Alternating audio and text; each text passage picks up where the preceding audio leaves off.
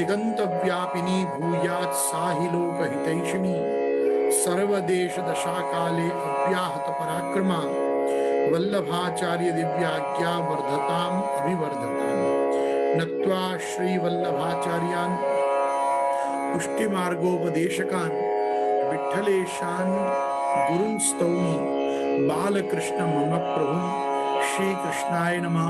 श्री गुरुभ्यो नमः। उपस्थित समस्त प्रियजन वाल्लभीयजन, मैं गोस्वामी गोविंद राय सर्वप्रथम थोड़ा लेट आने के लिए आपसे माफी चाहता हूं और एवं च मैं बस अभी निवृत्त हो पाया, सो मैं तुरंत आपके समक्ष यहाँ उपस्थित हुआ हूँ सत्संगार्थ।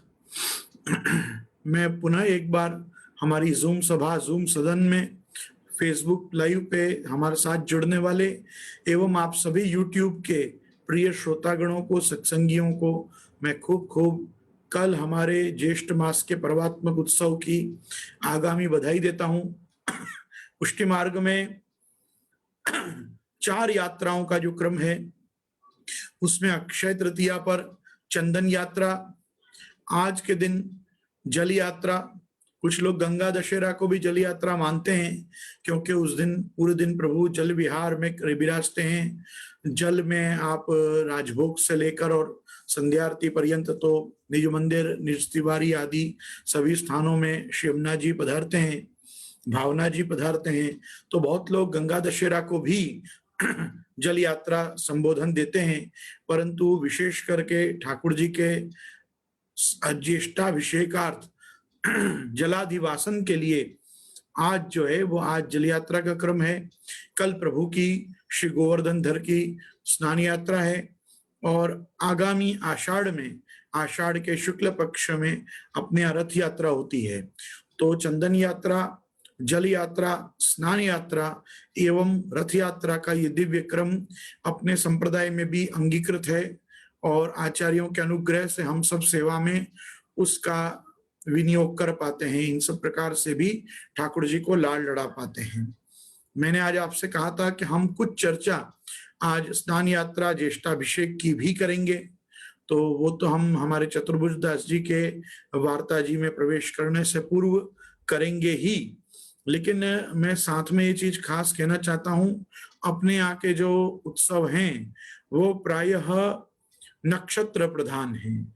जैसे कल ज्येष्ठ मास में शुक्ल पक्ष में अथवा आषाढ़ वद में भी यदि प्रतिपदा या द्वितीया को ज्येष्ठ मास, ज्येष्ठा नक्षत्र का संस्पर्श होता है तो ज्येष्ठाभिषेक स्नान यात्रा सर्वदा ज्येष्ठ पूर्णिमा पे ही हो ऐसा जरूरी नहीं होती। कभी कभी त्रयोदशी को जलाधिवासन और चतुर्दशी में भी ज्येष्ठाभिषेक हुए हैं और वो नक्षत्र के प्रभाव से हुए हैं। जब ज्येष्ठ के मास में, महीने में जब ज्येष्ठा नक्षत्र शुक्ल पक्ष प्रधान आएगा तभी प्रभु की स्नान यात्रा का उत्सव होगा। जैसे आप सभी लोगों ने वर्षों वर्ष से श्रवण किया होगा कि प्रभु जगन्नाथ जी की यात्रा हमेशा आषाढ़ की दूज बीज पर ही होती है, लेकिन अपने यहाँ ऐसा क्रम नहीं है। अपने यहाँ आषाढ़ शुक्ल पक्ष में प्रतिपदा, द्वितीया, तृतीया, जिस भी दिन पुष्य नक्षत्र आता है तो पुष्य नक्षत्र में ठाकुर जी की रथ यात्रा होती है। अपने यहाँ श्रवण प्रधान दशहरा का क्रम है, श्रवण नक्षत्र प्रधान ही पवित्रा धराने का भी अपने यहाँ क्रम है। तो बहुत से ऐसे उत्सव हैं जो अपने यहाँ नक्षत्र प्रधान हैं। ठाकुर जी आप डोलाधिरोहण भी नक्षत्र के हिसाब से ही आप करते हैं। तो कहने का मेरा तात्पर्य यह है कि अपने यहाँ के उत्सवों में ज्योतिष शास्त्र के आधार पे प्रभु चरण विठल नाथ जी श्री गोसाई जी ने जो उत्सव निर्णय किए हैं, उन उत्सव निर्णयों के हिसाब से ही, उन्हीं उत्सव निर्णयों का आगे चल के बहुत से महानुभावों ने, दश दिगंत विजयी पुरुषोत्तम जी ने, पंडित भारत मार्तंड श्री गट्टू लाला जी ने इत्यादि ने उत्सव प्रतान और उत्सव निर्णय के बहुत शास्त्र प्रकट किए। साथ ही में हमारे प्रपितामह के धर्मपिता नित्य लीलास्त गोस्वामी 1008 श्री जीवनलाल जी महाराज ने भी जैसे पूरे वल्लभाख्यान की ब्रजभाषा टीका की है, वैसे उन्होंने कृपा करके समस्त गोसाई जी कृत उत्सव निर्णयों की भी ब्रजभाषा टीका करी है, जो वल्लभ पुष्टि प्रकाश नाम के ग्रंथ में छपती आई है। और बहुत लोगों को श्री गोवर्धन ग्रंथमाला प्रकाशन के माध्यम से भी उत्सव निर्णय की वो विधा मिलती रही है। लेकिन ये सब ग्रंथों को दर्शन करना, ये सब ग्रंथों को पढ़ने का क्रम इसलिए भी गौण हो गया क्योंकि अब प्राय श्रीनाथ जी आदि 7 ग्रहों से अपनी अपनी टिप्पणियां बाहर आती हैं, और उत्सव तथा व्रतन की टीप में प्राय सभी ये निर्णय दिए ही होते हैं। तो इन कारणों से मैं ये बात खास कहना चाहूंगा कि अपने घर में टिप्पणी जी बसाने का आग्रह रखें। श्रीनाथ जी से प्राप्त होने वाली टिप्पणी अथवा अपने तत्त गुरु घर से जो भी आपके सेव्य स्वरूप जिस प्रणालिका से संसेव्यमान होते हों, वहां से यदि स्वतंत्र कोई टिप्पणी छपती हो तो वहां से, अन्यथा श्रीनाथ जी की टिप्पणी तो पूरे संप्रदाय में सर्वमान्य है, तो हमको श्रीनाथ जी की टिप्पणी का भी आग्रह रखना चाहिए और उसके अनुसंधान में ही हमको अपने घर के ठाकुर जी के भी उत्सव तथा अपने दैनंदिन जीवन में व्रत आदि का क्रम टिप्पणी के हिसाब से ही रखना चाहिए। आपने पंचांगों को जिन लोगों ने देखा होगा, पंचांग में उन लोगों ने जाना होगा कि एकादशी 2 प्रकार की आती हैं। एक स्मार्त एकादशी आती है और एक श्रौत एकादशी आती है। स्मार्त एकादशी वैष्णव मत में कहते हैं ग्रहण नहीं की गई है। अपने यहाँ स्मार्त एकादशी के इतर श्रौत एकादशी है। इसीलिए आपने देखा होगा बहुत सी बार हमारी एकादशी का जो व्रत होता है वो द्वादशी में चला जाता है। द्वादशी में व्रत क्यों चला जाता है? एकादशी स्पष्ट होने पर भी कि एकादश उपवासादि दशमी वेद वर्जिता, दशमी का स्पर्श सूर्योदयात नहीं होना चाहिए। अगर पूरे दिन एकादशी है लेकिन सूर्योदय के काल में दशमी है तब तक तो वो एकादशी व्रत की एकादशी नहीं मानी जाती। एकादशी के वस्त्र श्रृंगार आप उस दिन ले सकते हो, लेकिन एकादशी की जो एकादशी का थाल और एकादशी के जो अपने व्रत करने का जो क्रम है वो फिर द्वादशी में चला जाता है, क्योंकि हम स्मार्तों की तरह हम लोग दशमी वेद मतलब जिसको दशमी का संस्पर्श है सूर्योदय काल में, ऐसी हम एकादशी ग्रहण नहीं करते। तो ये जो है पुष्टि मार्गियों को बहुत सी चीजों का एक सहज ज्ञान होना चाहिए, और जिनको है मैं उनको केवल स्मरण करा दूं और जिनको नहीं है उन्हें बता दूं कि अपने संप्रदाय की पद्धति थोड़ी विलक्षण है। अपने यहाँ जैसे कुछ दिन पूर्व भी प्रश्नोत्तरी के क्रम में हमारी चर्चा हुई थी कि अपने यहाँ की जो सेवा क्रम है अपने यहाँ का वो ऋतु प्रधान है, और आप देखोगे तो इस बार साइक्लोन के कारण या जो भी आप काल चक्र का जो क्रम चल रहा है उसके कारण आप देखोगे कि वर्षा सब जगह आ गई है और वर्षा ऋतु भी आ गई है, लेकिन ये जो उत्सव है ये ग्रीष्म ऋतु प्रधान है। जो कल का हमारी स्नान यात्रा का उत्सव जो है वो ग्रीष्मकालीन उत्सव है। पर्वात्मक उत्सव स्नान यात्रा ज्येष्ठाभिषेक ये तो ठाकुर जी के ग्रीष्म निवारणार्थ है। तो इसमें भी लेकिन आप जब संकल्प लोगे तो कल आपको दक्षिणायन भी बोलना पड़ेगा, कल आपको वर्षा ऋतु भी बोलना पड़ेगा, क्योंकि गत 21 तारीख से दक्षिणायन में सूर्य नारायण दक्षिणायन हो चुके हैं और भगवान मरीचि माली भुवन भास्कर सूर्य नारायण के दक्षिणायन में प्रवेश करते ही वर्षा ऋतु भी अब प्रारंभ हो चुकी है। तो ठाकुर जी की सेवा प्रकार में जितना भी ग्रीष्मोपचार है, उष्णोपचार आदि जो भी हम ठाकुर जी के शीतोपचार जिसको कहते हैं, ग्रीष्मोपचार क्या होता है, जो हम शीतोपचार कर रहे हैं, चंदन की बरनी, गुलाब दानी, खस के पंखा, जल का छिड़काव, इसमें थोड़े बहुत ही फेरबदल होते हैं। जैसे स्नान यात्रा के बाद यदि आपको पूरे मंदिर में छिड़काव न भी करना हो तो आप वो क्रम को घटा सकते हैं और केवल श्रीअंग का और सिंहासन खंडपाठ चौकी तक का ही गुलाब जल का छिड़काव रखना हो। वो भी कब? जब वर्षा देख रहे हो कि भाई वर्षा खूब पड़ ही रही है, तो छिड़काव का क्रम बंद नहीं होगा, कम क्रम हो जाएगा, क्रम जो है वो कम हो जाएगा। बस ऐसा छोटे छोटे फर्क सेवा प्रकार में पड़ते हैं। बाकी सेवा प्रकार तो प्रणालिका में जो लिखा हो वो यथा रूप ही होता है, और प्रणालिका में तो रथ यात्रा के एक दिन पूर्व ही छिड़काव बंद होने का क्रम लिखा हुआ है। तो कहने का मेरा तात्पर्य सिर्फ इतना ही है कि आप सभी लोग मेरे साथ जो विशेष करके जुड़े हुए हैं, सभी भगवत सेवा परायण, सेवा रसिक और सत्संग व्यासंगी लोग हैं, तो मैं आप सभी लोगों का खूब खूब ज्येष्ठाभिषेक के क्रम में मैं आप सभी लोगों का स्वागत करता हूं। हम थोड़ा आज के क्रम से देखेंगे कि स्नान यात्रा के पूर्व के दिन का श्रृंगार, पूर्व के दिन का क्रम, ये क्या प्रकार से पूर्वाचार्यों ने रखा है। तो एक 5 मिनट आप मुझे दीजिए, तो हम जल्दी से ज्येष्ठाभिषेक के क्रम को भी देख लें। स्नान यात्रा को पूर्व दिन को श्रृंगार। जब भी स्नान यात्रा होए या आगे पीछे तिथि क्षय वृद्धि होए, तो ये श्रृंगार आगे पीछे होए। श्रृंगार अवश्य होए। वस्त्र गुलाबी, गहरे रुपेरी किनारी के आड़बंद, पाग सादा, मोती के आभरण, पिछवाई कसीदा की सफेद, गोपी जल भर की लाती भई, घड़ांसों दोनों ओर भूमि पे मंडी भई। मतलब दोनों तरफ पिछवाई के, मतलब बीच में आप श्री गोवर्धन धर विराजे हैं और पिछवाई के दोनों आड़ी दो दो गोपीजन ऊपर घट में कलश में जल लेके भर के आती भई। या प्रकार के चित्र काम की कसीदा की पिछवाई सफेद, गोपी जल भर के लाती भई, घड़ांस दोनों ओर भूमि पे, खंड में जल विहार में विराजे भय। खंड में जल विहार में प्रभु विराज रहे हैं, ऐसो आगे खंड में आवे।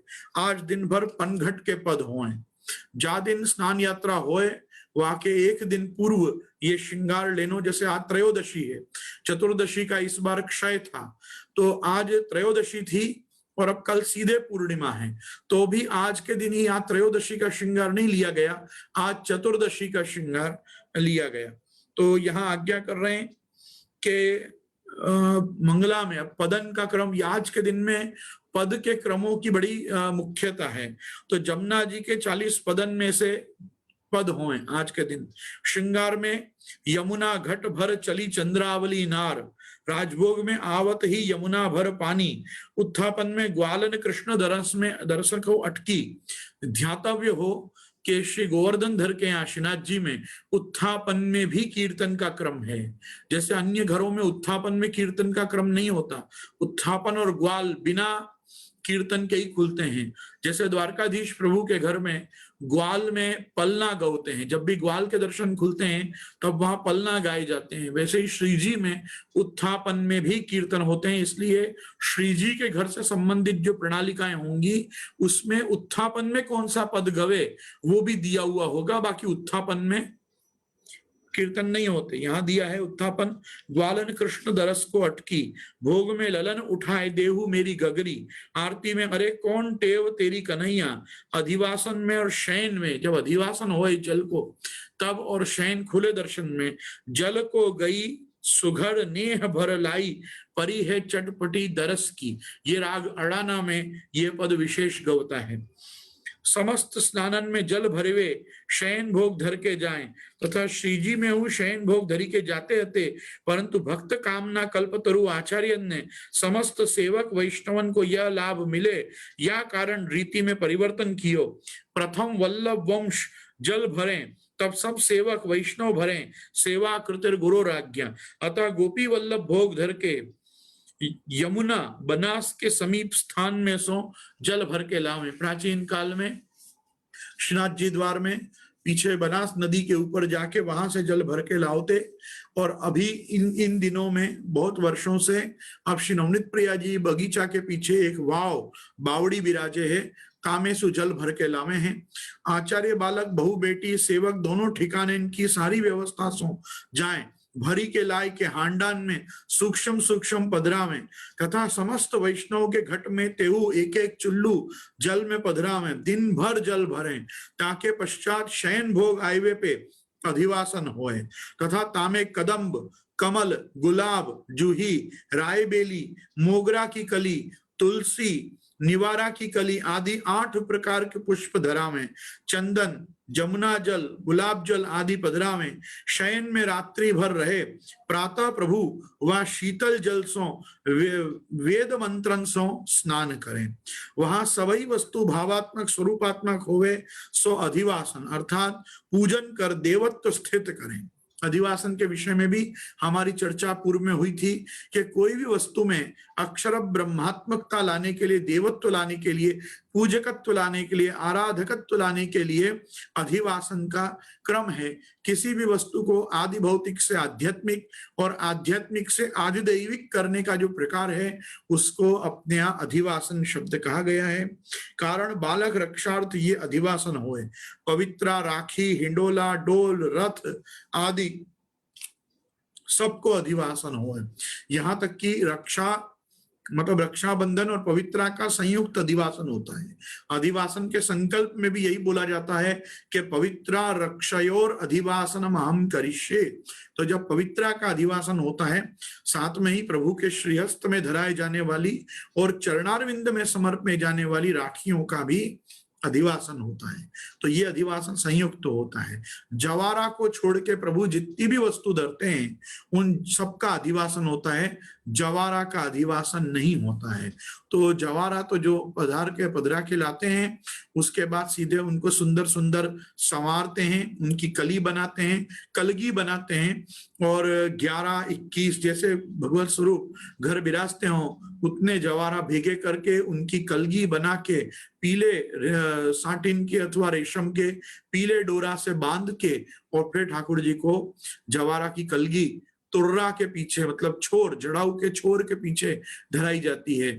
तो कहने का तात्पर्य एक जवारा को हम छोड़ दें, जवारा धराने के क्रम को, तो जैसे अभी अक्षय तृतीया हुई तो अक्षय तृतीया पे चंदन की बरनी, गुलाब दानी, खस के पंखा, चंदन जो अपन ने घिस के रखा प्रभु को श्रीअंग पे धराने के लिए, माटी के कुंजा, करवड़ी, शैया मंदिर की मथनी, ये जितनी भी चीजें हैं अभी उष्ण काल में कार्य में, सेवा कार्य में विनियोग होने वाली, उन सबका अधिवासन अक्षय तृतीया पे होता है।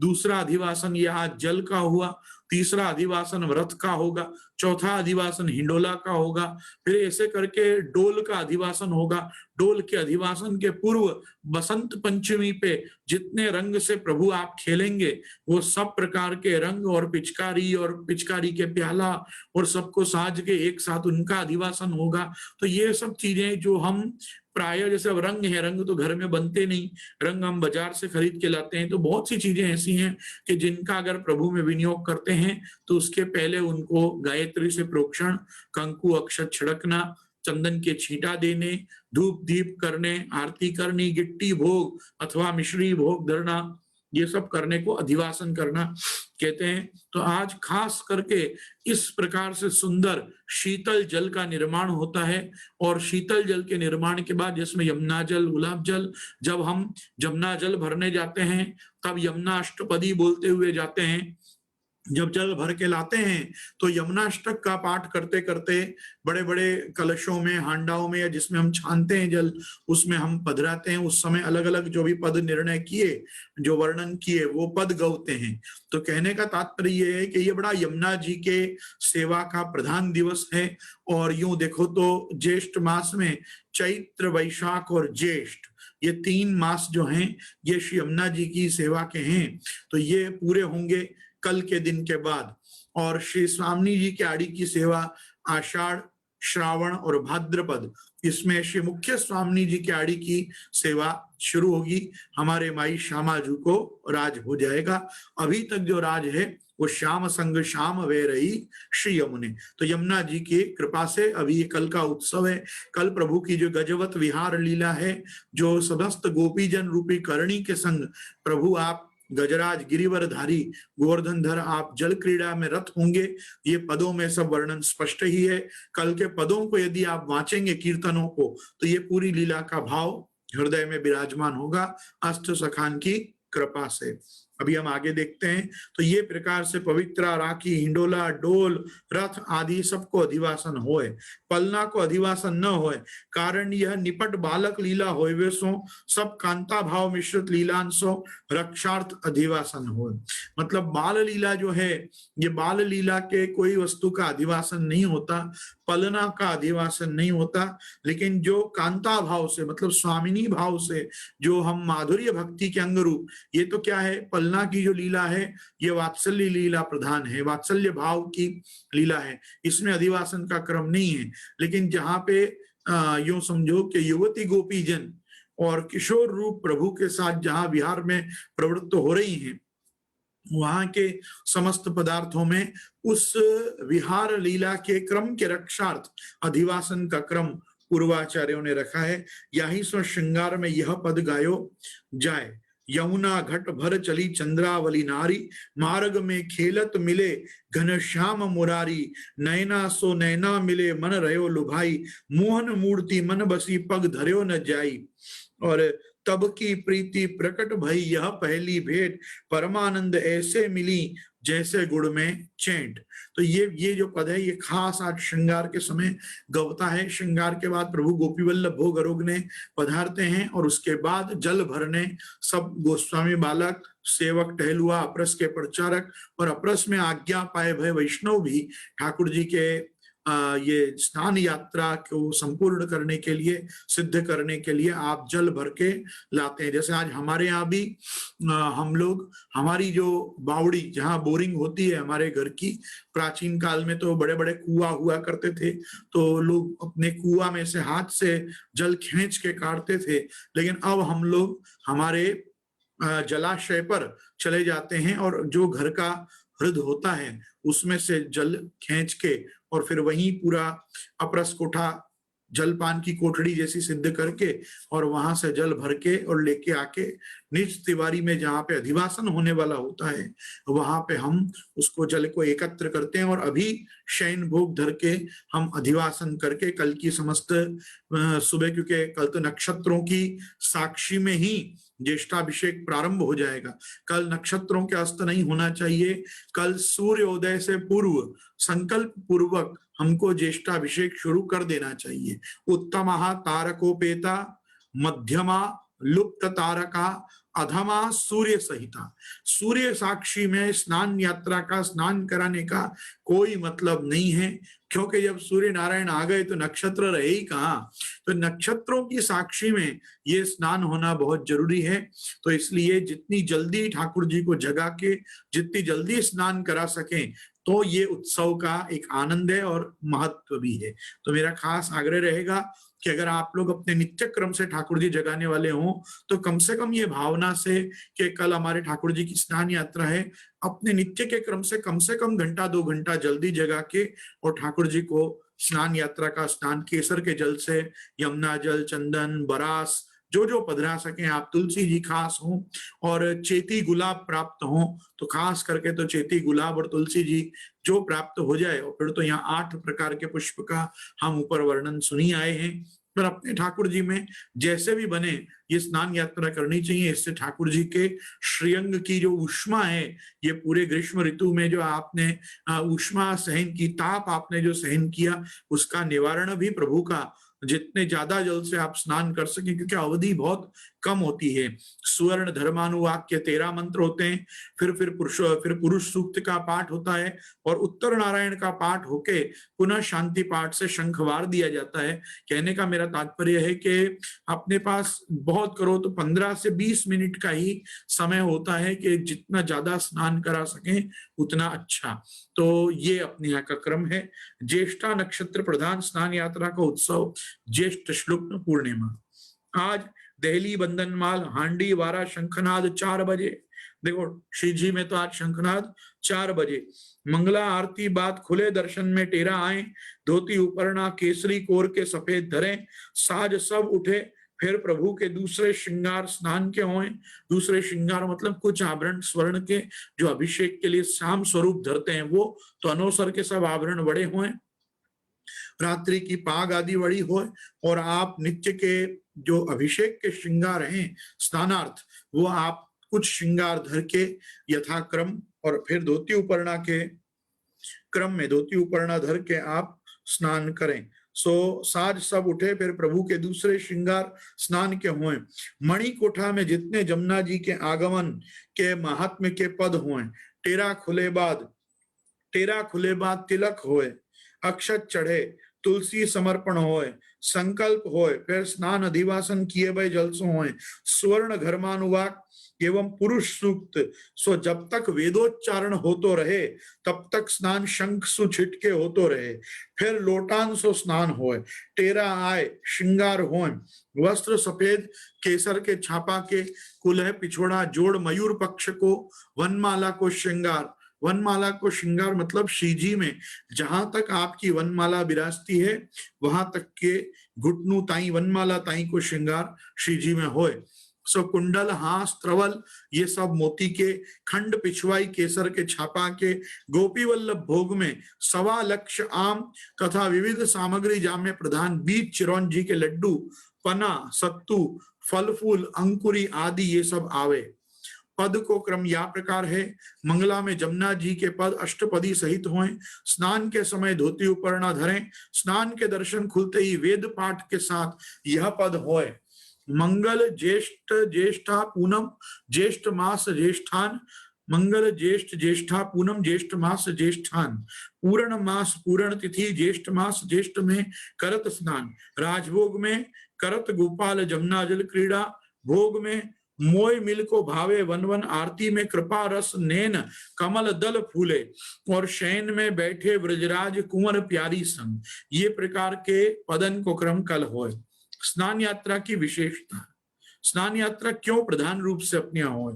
1 मास तक जमुना जी के पद, जमुना गुणगान, जल विहार आदि भय और उद्यापन स्वरूप आज प्रभु को 1.25 लाख आम अरोगाय के पूर्णता करी। प्रभु सेवा में 4 यात्रा के मनोरथ हुए।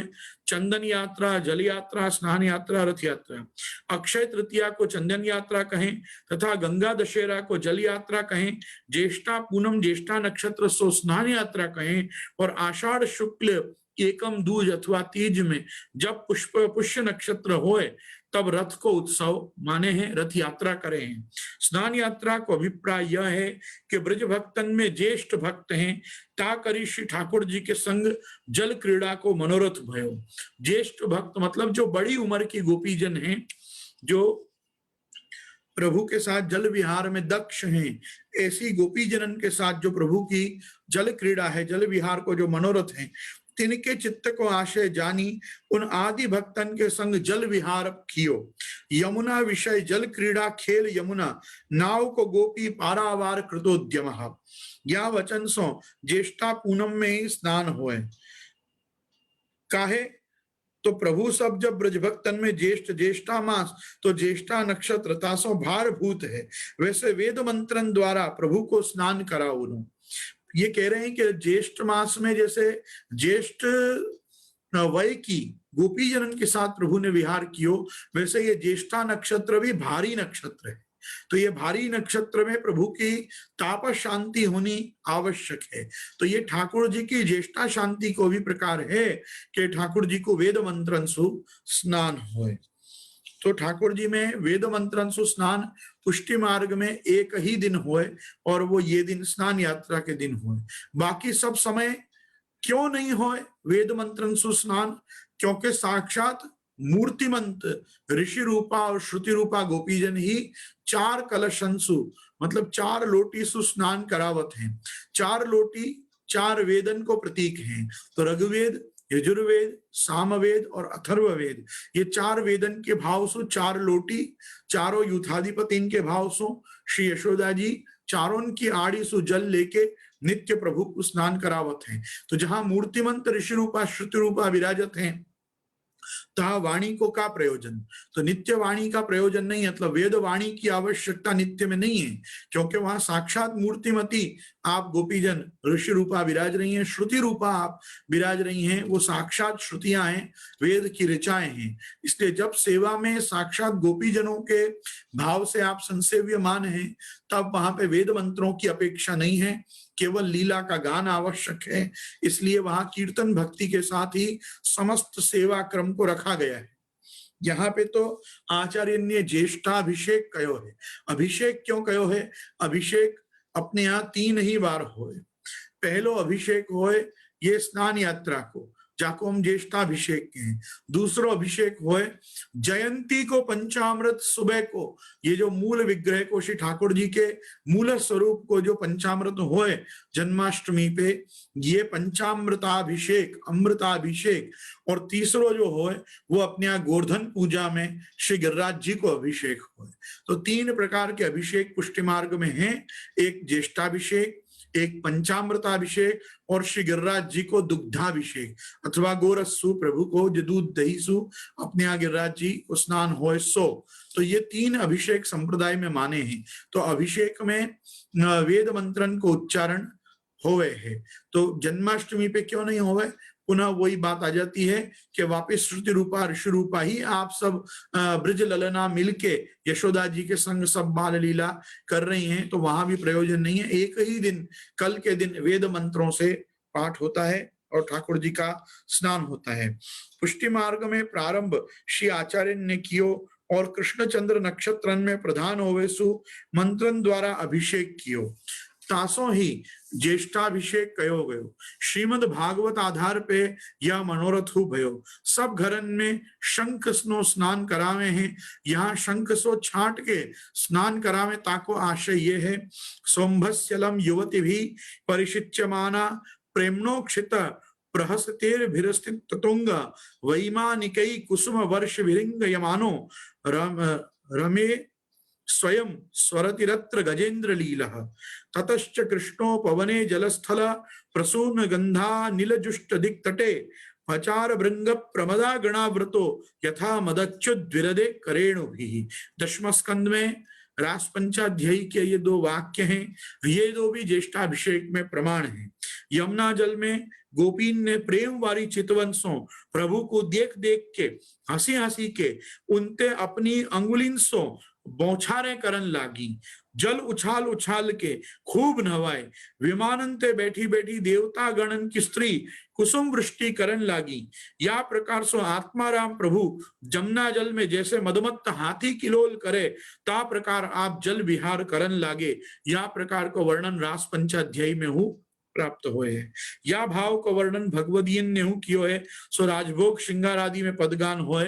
करत गोपाल जमुना जल क्रीड़ा, सुर नर असुर थकित भय देखत बिसर गई तन मन जिय पीड़ा।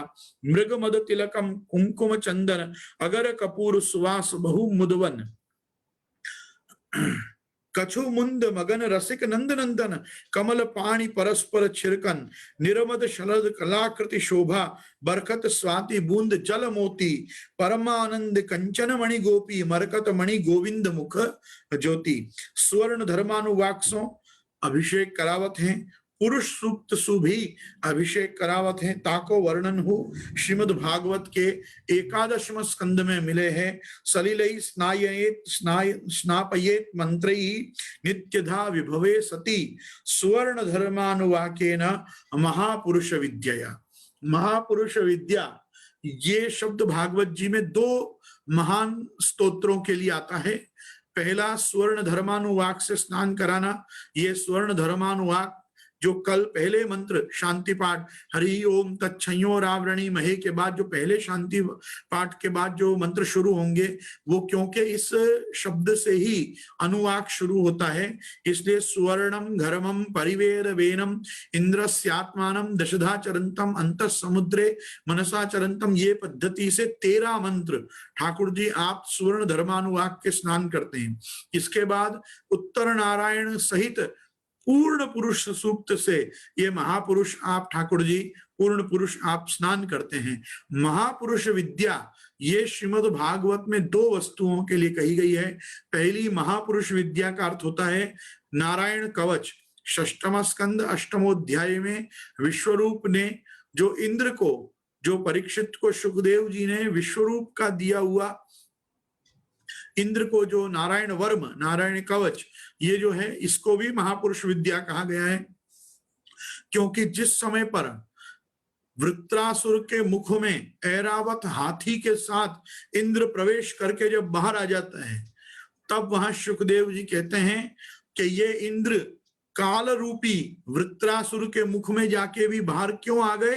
क्योंकि इन्होंने महापुरुष विद्या को धारण कर रखा था। महापुरुष विद्या वहां पे नारायण कवच के अर्थ में भी भागवत में कही गई है। दूसरा, अन्य समस्त पुराणों में एवं भागवत जी में महापुरुष विद्या का अर्थ होता है पुरुष सूक्त। तो सहस्त्र शीर्षा पुरुषः सहस्त्राक्ष सहस्रपाद सभूमिं विश्वतो वृत्वा अत्यतिष्ठ दिशांगुलम। इसके बाद यज्ञमेन यज्ञमय जंत देवा, ये छल्ला मंत्र है पुरुष सूक्त का। उसके बाद उत्तर नारायण शुरू होता है, अभ्य संभूत पृथ्वी रसाच विश्वकर्मण समवर्ततादि। शुक्ल यजुर्वेदियों में सामवेदियों में ये मंत्र नहीं मिलते हैं।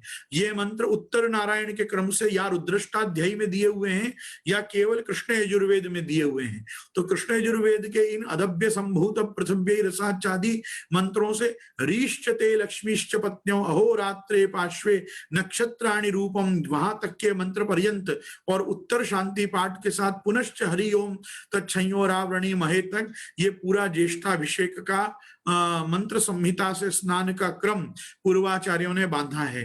तो यहाँ श्रीमद् भागवत जी में भी इसका वर्णन 11वें स्कंद में सुस्पष्ट मिलता है कि सलिलै स्नापयेत मंत्रै नित्यधा विभवे सती स्वर्ण धर्मानुवाकेन महापुरुष विद्या।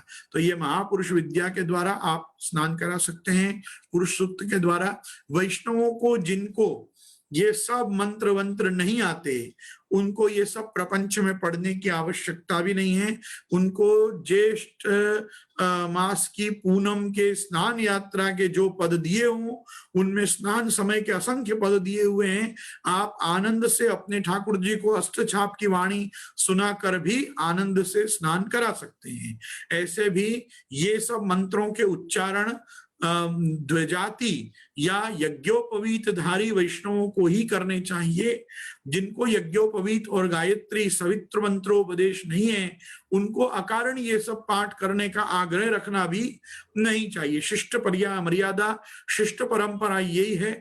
अपने यहाँ के कीर्तनों में सब महात्म्य आ गया, सभी चीजों का महात्म्य आ गया। दूसरा, अगर कोई कीर्तन में आप नहीं भी कर पाए, समझो कोई कारण से, तो भी आपके गुरु घर में, आपके गुरु विभू सानंद ये सब पद्धति से संसेव्यमान हो ही रहे हैं। आपको आपके ठाकुर जी को जो लाल लड़ाना है, वो आपको भी ये केसर, चंदन, यमुना जल और गुलाब जल मिश्रित बरास पधराई हुई, जिसको लोग भीमसेनी कपूर कहते हैं, खाने का कपूर, तो वो एडिबल कपूर को अपने यहाँ बरास कहा जाता है। तो प्राचीन पद्धति से बरास आदि पधरा के ठाकुर जी का जल आज रात्रि से ही जो शीतल हो चुका है, उससे आप कल सुबह सुबह ठाकुर जी को आनंद से स्नान कराएं। स्नान एक व्यक्ति कराए, दूसरे व्यक्ति बैठ के कीर्तन करें और कीर्तन और स्नान का आनंद लेके ठाकुर जी में स्नान यात्रा को माने। हाँ, जितनी जो सामग्री लिखी है वो कल जरूर ठाकुर जी को रोगाएं। विशेष करके आम की सामग्री, सत्तू, बीज, चारोली के, चिरौंजी के लड्डू, ये सब जो अपने यहाँ प्रकार रखा है। अंकुरी तो अब आप नहीं कर पाओगे, अगर पहले से नहीं भिजाई है तो एक रात में कैसे अंकुरण होगा। इसलिए ये उत्सव आने के 1-2 दिन पूर्व से अपने को ये सब तैयारी करनी शुरू करनी चाहिए। तो सुगंधित केसर, कपूर, अगर चंदन आदि जलसों मोको स्वर्ण धर्मानुवाक मंत्रांशो स्नान करावे अथवा महापुरुष विद्या पुरुष सूक्त सो स्नान होए। पुष्टि मार्ग में हो सामग्री आज एवं रथ यात्रा में विशेष अरोगे।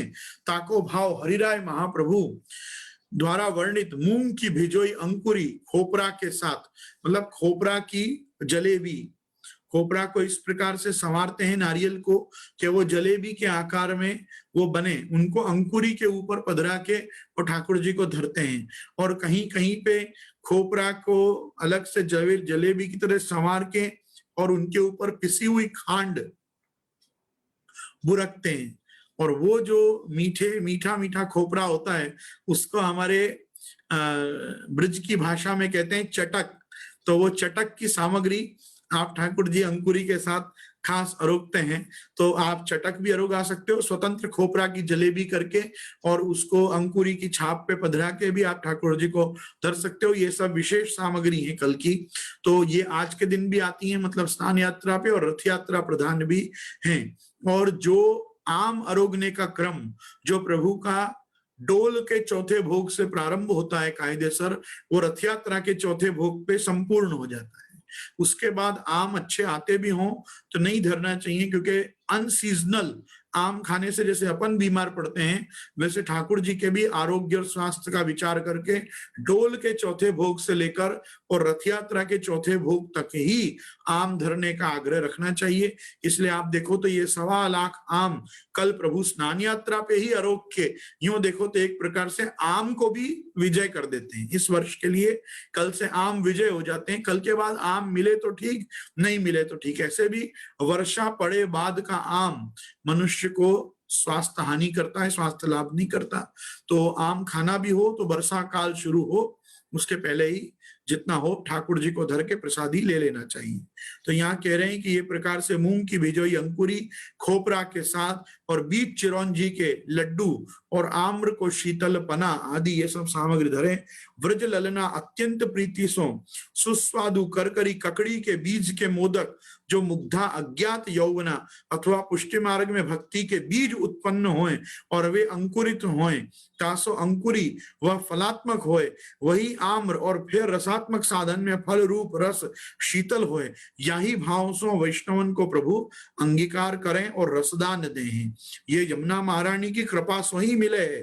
पूर्व में पुष्टि बीज, फिर पुष्टि को भावंकुरण, फिर पुष्टि को फल रूप होनो और फिर वह फल रूप पुष्टि को रस रूप होनो, ये यासो भगवदीयत्व जीव में आवे।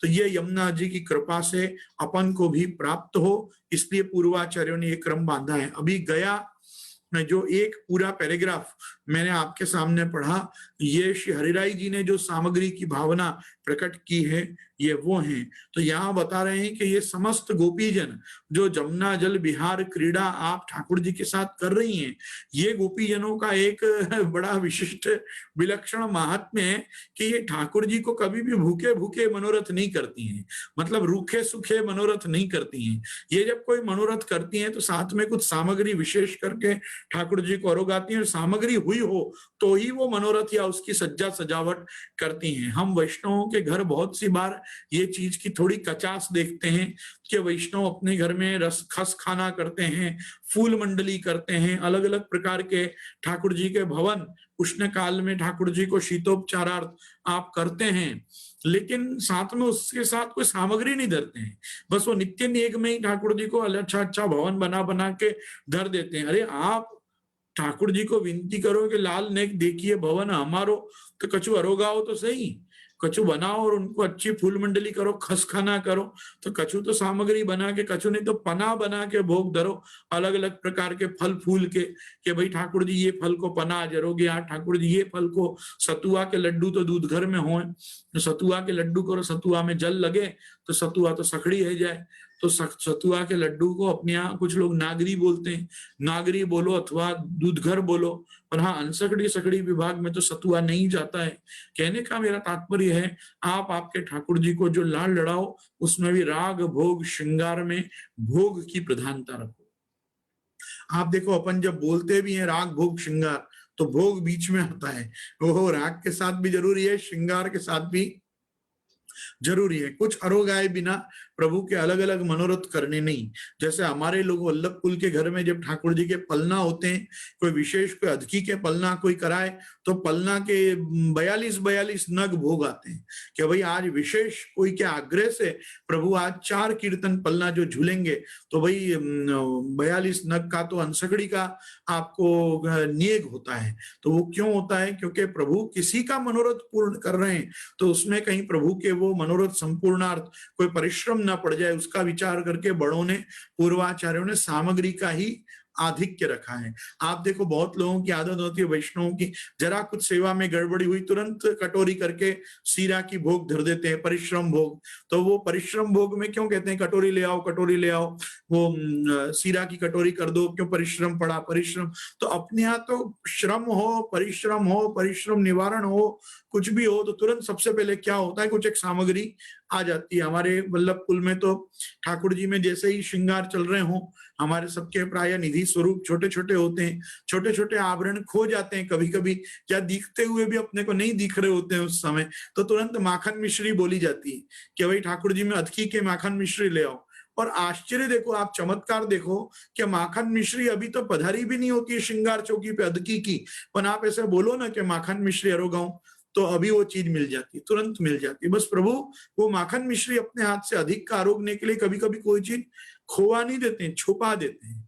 तो अपन को उसमें खोवाने की भावना नहीं करनी चाहिए, छुपाने की भावना करनी चाहिए कि प्रभु कुछ अधिक अपन से मांग रहे हैं।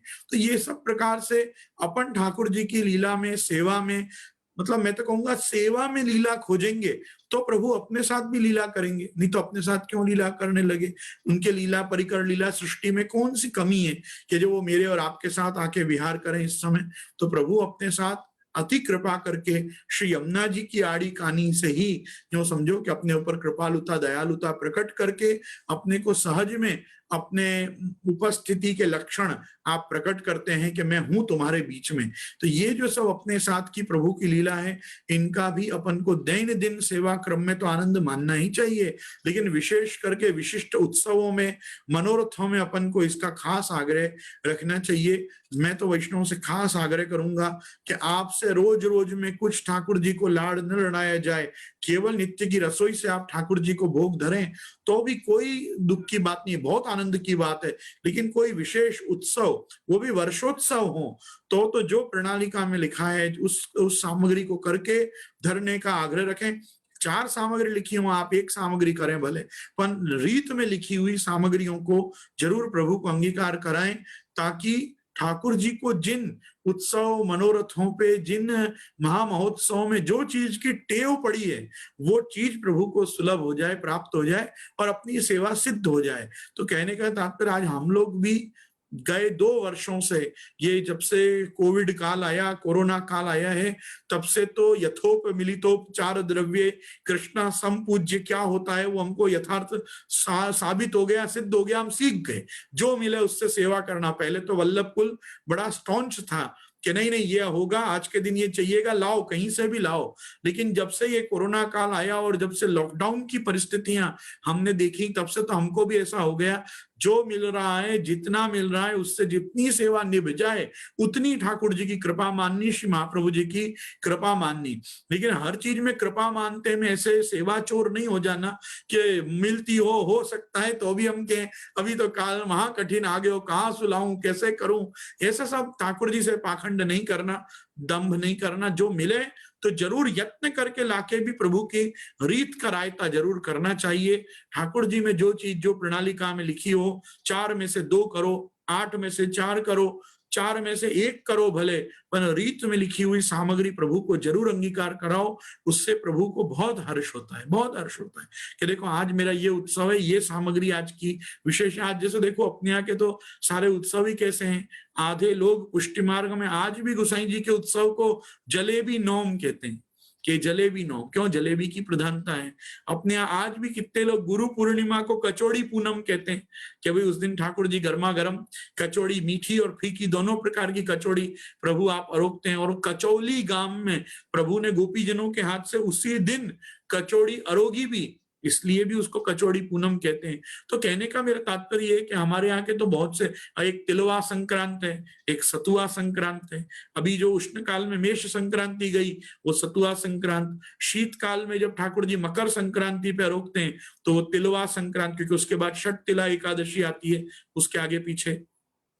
कहने का तात्पर्य अपने यहाँ के तो कितने उत्सव ऐसे हैं कि जो अपनो मार्ग ही पूरा लडुआ मोहनथाल को मार गए, लड्डू पेड़ा को मार गए, तो क्यों नहीं अपन ठाकुर जी को आनंद से ये रस विलास भी करा। रास विलास तो प्रभु आप कर ही लेंगे, लेकिन रस विलास कराने का कार्य जो है वो श्री महाप्रभु जी गोसाई जी ने अपन को सौंपा है। तो अपन को जो जो चीजें लिखी हैं आज, ये तो कितनी देखो सहज चीजें हैं, फल फूल भी अलग अलग प्रकार के। अभी देखो गंगा दशहरा का उत्सव गया, ये स्नान यात्रा आई, जितने भी बगीचा के उत्सव आते हैं, ठाकुर जी के बगीचा के मनोरथ आते हैं, बगीचा में प्रभु क्या रोकते हैं आप देखो, पागेला मेवा, चलनी मेवा, सूखा मेवा, लीला मेवा, सादा सादा आप किशमिश आदि जैसे सूखा मेवा, अंजीर किशमिश आदि बस संवार के सुधार के रख दो, उनमें डंठल निकाल दो तो सूखा मेवा हो गए। फिर चलनी मेवा, जिनको हम काली मिर्च और केवल लवण इसका प्रयोग करके जो हम तल के ठाकुर जी को धरते हैं उनको हम कहते हैं चलनी मेवा, जिनको चाशनी चढ़ाते हैं उनको कहते हैं पागेले मेवा। तो पागेले मेवा, चलनी मेवा, सूखा मेवा, लीले मेवा की छाप। बस बगीचा में आदमी क्या अरोगेगा, बगीचा में यही अरोगेंगे प्रभु, fruits and dry fruits with some processing. तो ये सब जो अपने आगे पुष्टि मार्गी पद्धति है, इसका लाभ लेना चाहिए। ठाकुर जी आप देखो अधिकांश बड़े उत्सव में क्या है, शिखरण वड़ी, दही बड़ा, बस दही बड़ा शिखरण वड़ी आ गई मतलब उत्सव हो गया। तो ये कितनी छोटी छोटी चीजें हैं देखो तो, कि प्रभु ने ब्रज की पद्धति से, ब्रज में आप जाओ, आज भी जाओ, ब्रज की चाट पे खड़े रह के ब्रज में मांगो, क्या मिलेगा, दही भल्ले, दही बड़ा, यही सब मिलेगा आपको आज भी। क्यों ठाकरे, मैं तो हरिद्वार में देखा, हरिद्वार ऋषिकेश में दुकानों में बाहर हाट बाजार पे कांजी वड़ा मिलते हैं, ब्रज में कांजी वड़ा मिलते हैं। अन्नकूट में ठाकुर जी में विशिष्ट सामग्री है, पूरा अन्नकूट करो और कांजी वड़ा भूल जाओ तो कहते हैं कि अन्नकूट अधूरा रहा। तो कांजी वड़ा आदि ऐसी छोटी छोटी तो कितनी चीजें हैं संप्रदाय में कि जो बहुत जरूरी हैं। आज भी ब्रज में सेवैया, मीठी सेवैया खाना उत्सव है। तो आज अपने यहाँ देखो हर बड़े उत्सव पे ठाकुर जी में पाटिया का क्रम है, मीठे पाटिया आते हैं। प्रभु में फीके पाटिया कभी सुने नहीं गए कि कभी ठाकुर जी यूं छौंकी हुई, जिसको सेवई का उपमा कहते हैं, वैसे सेवैया का उपमा प्रभु अरोगते हो, ऐसा मैंने कभी रीत प्रणालिका में तो अभी तक दर्शन नहीं किया। लेकिन हाँ, मीठी सेवई प्रभु खास अरोगते हैं, पाटिया की खीर अरोगते हैं। तो ठाकुर जी में कितनी विशिष्ट वस्तुएं ऐसी हैं कि जो छोटी छोटी ये सामग्री आप कर दो तो आपको अपने आप लगने लगेगा आज उत्सव है। हम अपने घर में देखते हैं, हमको पार्टियां भोग चौकी पे देख के ही हम पूछते हैं आज कोई को जन्मदिन है क्या, आज कोई को उत्सव है क्या, घर में कोई पूर्वाचार्य को आज उत्सव है, आज पार्टियां कैसा है।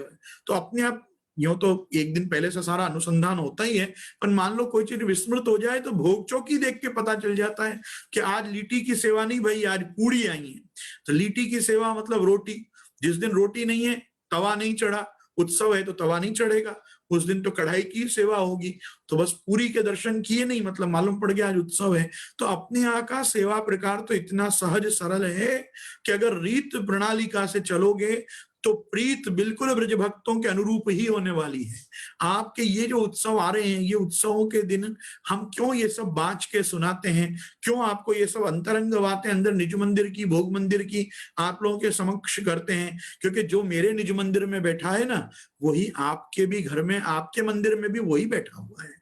आपके से भी हम यही अपेक्षा करते हैं कि हम अगर 8 चीज कर पा रहे हैं, 4 चीज कर पा रहे हैं, तो कम से कम एक चीज करके तो आप भी आनंद से प्रभु को लाड लड़ाओ। मैं ये बार बार एक चीज क्यों कह रहा हूं, वैष्णव जगत की एक कंप्लेन होती है, आपना ત્યાં તો જે ઘણા લોકો પ્રસાદ લે પછી हमारा ત્યાં कौन ले आटलो ने, अर्धा लोगों तो हमारे ત્યાં डायबिटीज वाला, ऐसा सब जब बोलते हैं तो हमको ऐसा होता है हाँ सही बात है, वैष्णव अधिक में अधिक करेगा तो भी उस प्रसाद का उठाव कैसे करेगा।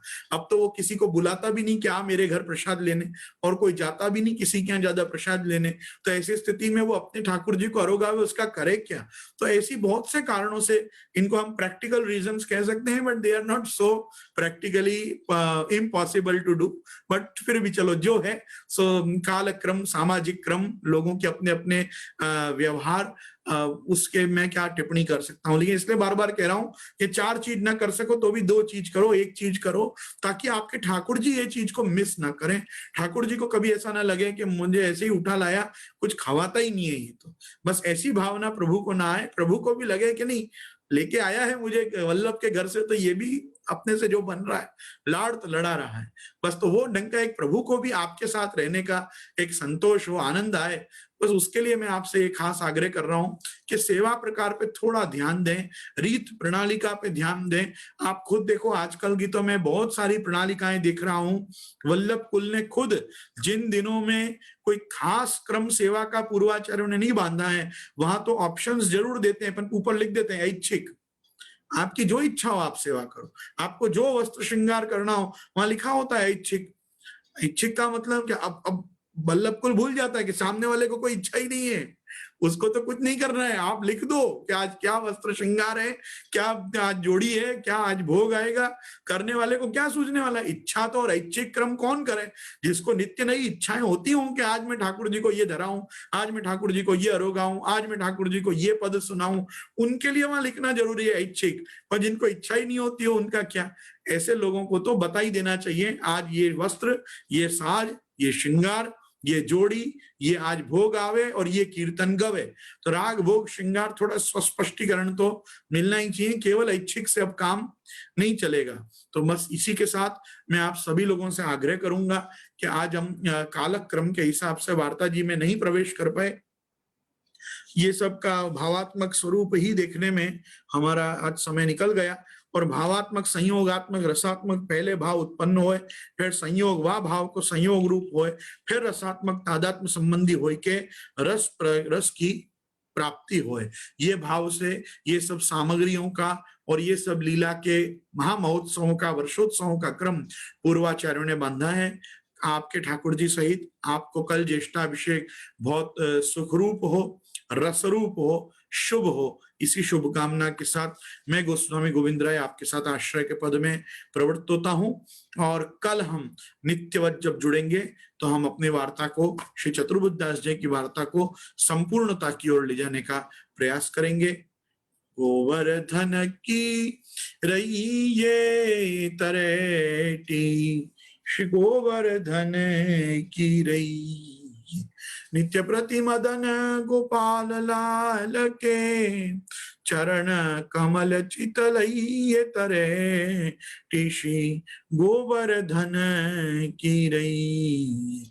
तन पुलकित ब्रज रज में लोटत, गोविंद कुंड में नई। रसिक प्रीतम हित चित की बातें, श्री गिरधारी जी सो कई ये तरे टिशी गोवर्धन की रही ये। श्री गोवर्धन नाथ की जय, श्याम सुंदर श्री यमुने महारानी की जय, श्री वल्लभाधीश की जय, श्री गुसाई जी परम दयाल की जय। आज के आनंद